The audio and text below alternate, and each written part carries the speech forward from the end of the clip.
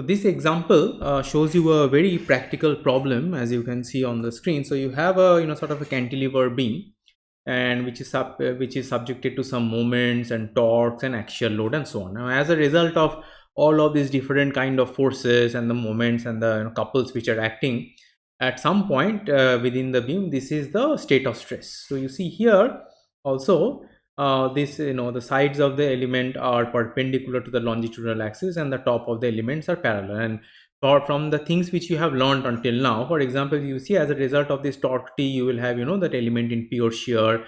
As a result of the moment, you will have the normal stresses. As a result of P also, you will have the normal stresses. So this is the a combined state of stress out of these different forces. So it's a very practical example, because in structures in reality you have all these sorts of forces which are acting over there. Now, because of this, what you are shown is the state of stress. So if you take a look at the state of stress over here, you see your sigma x is minus 12 ksi. So we may want to make a note of that. So equals to minus 12 ksi, that is there because it's compressive. Your sigma y is 0, you have no stress in the vertical direction, and you have the tau xy. So tau xy, if this is your positive x and this is your positive y, tau xy generates on the positive face but points towards the negative direction. So tau xy is minus 6 ksi. So this is ksi means kilopounds per square inch. So tau xy equals to minus 6 ksi over there, right?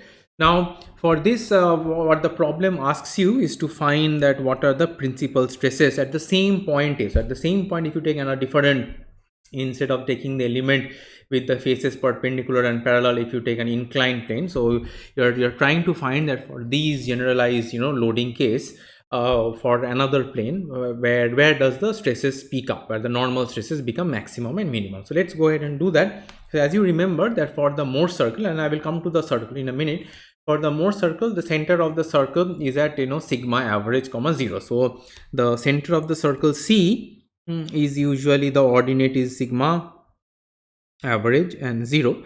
So here the sigma average is sigma x plus sigma y by 2. So this is minus 12 plus 0, so it becomes equals to minus 6 ksi. So you see that the center itself is in a negative sigma. So if you draw the Mohr circle, these are the axis which is there. Now always remember that my axis towards the right, I have the positive sigma, and towards the bottom I have the positive tau. So this is our convention, and as I said, different books have different convention, and this convention we are following is the easiest one to have a one-to-one mapping from the real plane to the Mohr plane over here. Okay, so now we have marked the centroid of the circle, or the center of the circle C, where we know the ordinate is sigma average comma 0. So the distance from the origin, this is the origin of your coordinate system, from here to C is this value of minus 6. So let's maybe go ahead and mark that one as well.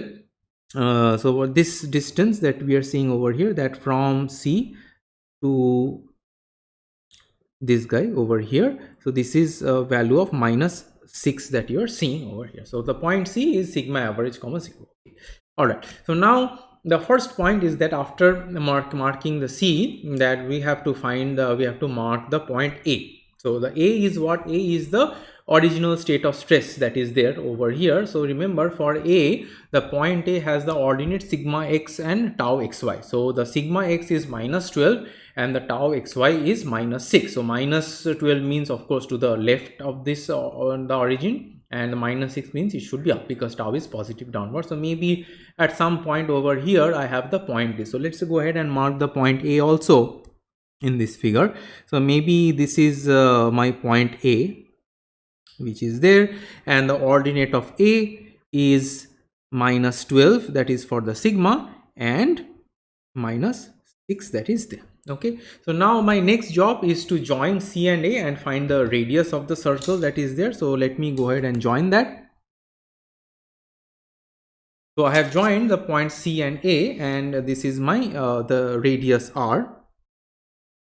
So this is R, and the value of R you can easily compute using this triangle that we have over here. So for this triangle, I know that this height that you see over here, this particular height is 6, and this distance is going to be minus so this minus 12 that you see, it is from here to here. This is the total distance 12, and up to the centroid is 6, so this is going to be 6. So if you take a look at the magnitude, so what we can write, that our r is going to be square root of this distance square, that distance is 6 square, plus this distance is also 6, because the total from here to here is 12.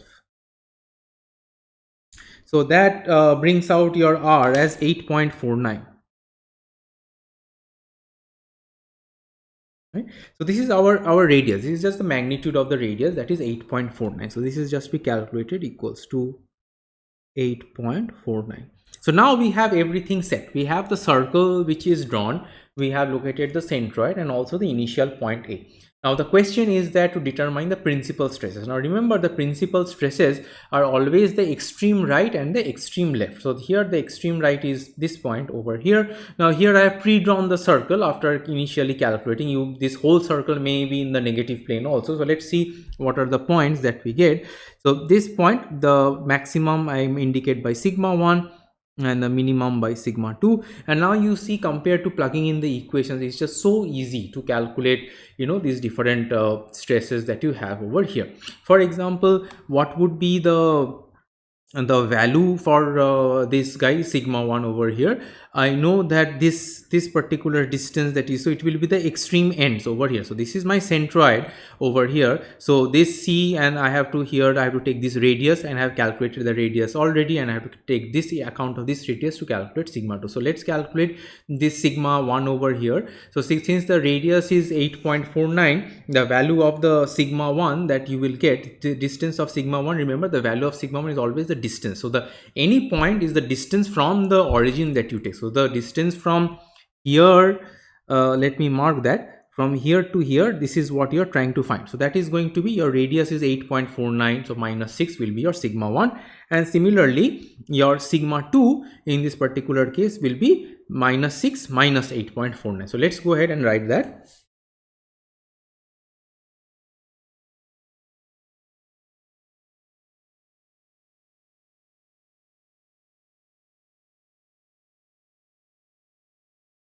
So these are the two extremums of the principal stresses, which are the sigma 1 comes as just a small positive 2.49, and sigma 2 is minus 14.5. So we have found the principal stresses. Now the question is to find the directions, because along with the stresses we have to find along which element it is, or along the which angle of rotation it is also acting. So the easiest way to do that is, so from CA, remember, angle of 2 theta rotation in the Mohr plane corresponds to angle of theta rotation in the original plane. So from your CA, if I have to reach this particular sigma 2, I can go this anti-clockwise manner over here, and this angle will correspond to your 2 theta p2. Why? Because 2 theta p2 corresponds to sigma 2 over here.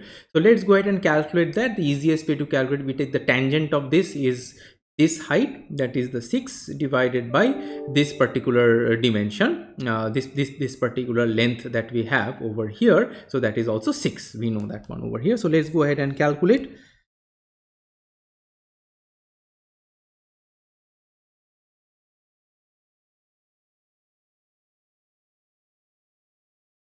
So 2 theta p2 comes out as 45 degrees. So that means in the original plane it will be 22.5.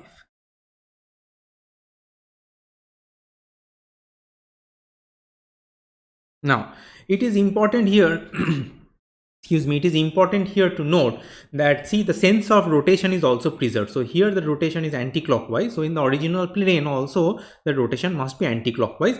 So at an anti-clockwise angle, so the face which bears, so the easiest way to think of it is that the face of the element which bears this load of sigma 2, that is minus 14.5 ksi, must be at an angle of 22.5 degrees over here. So let's go ahead and draw that one.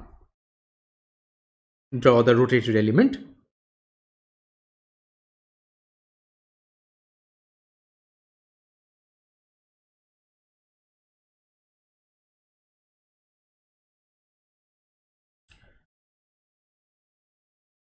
So this is my rotated element that I have now, where this was my original x-axis, and now it has undergone a rotation of 22.5 degrees. This is the outward normal. So an anti-clockwise 22.5, and on this face the stress which is acting is theta is sigma 2 over here. So see, it's so easy that now with the Mohr circle you can directly correlate which angle corresponds to which stress, which was quite difficult in the approach when we were just using the equations, because we had to plug it back to the basic equations and find out that which stress corresponds to that angle. So let's go ahead and mark the stresses. If you mark one of them, the rest are easy. So for theta p2, I have this sigma 2, which is minus 14.5.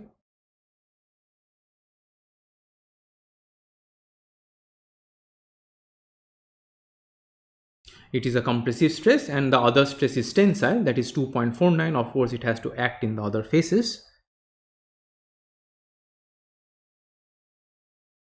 These are the tensile stresses that you have, 2.49 and 2.49. Now, you may be wondering, and this is a natural question to have when you're looking at Mohr circle for the first time, that we did this 2 theta p2 and we got this one over here. Now you might be wondering that why did I not go from this line and do a clockwise rotation to sigma 1? You can do the same thing, and you can see that what it will give you. So if you calculate that, so suppose if you are calculating say this angle over here, right?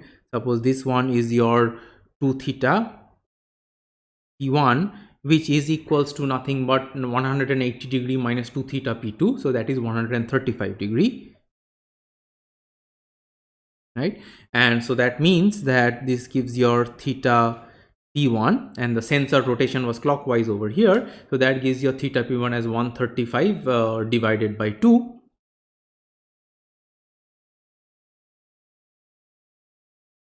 67.5 degrees, right? So now you see that here the sense of rotation was clockwise, and a clockwise 67.5 degree. So if you have to mark this face over here where and remember this is for sigma 1.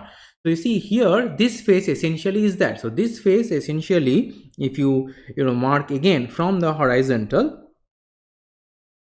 from the horizontal, this face has rotated by this large angle of 67.5. So if you from here, if you mark this outward normal that is there, this angle is essentially 67.5 degrees, and because this one and this one makes a perfect right angle, because it's separated by 180 degrees. So in the real plane it will be separated by the 90 degrees over here.